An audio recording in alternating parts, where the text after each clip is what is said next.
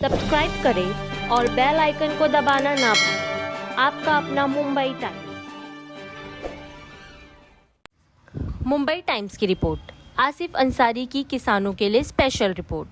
नासिक से मुंबई के लिए निकले किसान में आपको बड़े पैमाने में आदिवासी किसान नजर आएंगे। यह एक ऐसा तबका है जिनके बारे में न सरकार सोच रही है, न नेता और न ही मीडिया। आदिवासी किसानों की परेशानी बहुत ज़्यादा है, इसलिए यह पैदल मुंबई आ रहे हैं। जानिए क्या है इसकी वजह। आदिवासी किसान पीढ़ियों से जंगलों में खेती कर रहे हैं, लेकिन इसके बावजूद जो ज़मीन है वो इनके नाम पर ना होते हुए वन विभाग के नाम पर है। इसकी वजह से इन किसानों को खेती के लिए कर्ज नहीं मिलता, सरकारी योजनाएं इनके पास नहीं पहुंचती है, ना ही फसल बर्बाद होने पर कोई राहत मिलती है। कर्ज मिलने में परेशानी होने के कारण यह किसान गांव के किसी जमींदार से कर्ज लेते हैं। प्रत्येक 100 रुपये पर इन्हें 10 रुपये ब्याज देना पड़ता है। यह किसान गन्ने के खेत में मजदूरी करते हैं। हाथ की रेखाएं मिट गई है, जिसके कारण इन्हें राशन नहीं मिलता। जीवन कर्ज में कट रहा है।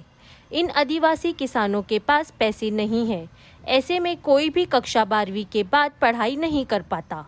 साथ ही कर्ज इतना होता है कि उसे उतारने के लिए पूरा परिवार साहूदार के यहाँ मजदूरी करता है, लेकिन फिर शादी या बीमारी के लिए कर्ज लेना पड़ता है और इसी तरह किसान कर्ज के बोझ में दबा रहता है।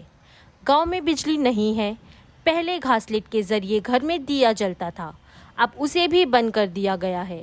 60 से 70 साल के आदिवासी किसान भी मजदूरी करते हैं, क्योंकि घर चलाने के लिए इनके पास और कोई दूसरा उपाय मौजूद ही नहीं है।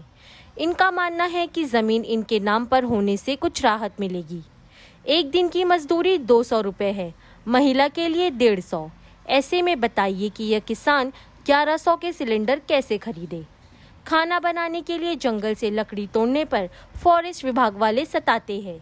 ऐसे में आप बताइए, इन किसानों के पास सड़क पर आकर प्रदर्शन करने के अलावा और क्या रास्ता है। किसी ने इन किसानों के बारे में नहीं सोचा। नेता इनसे तभी बात करने आते हैं जब चुनाव होता है।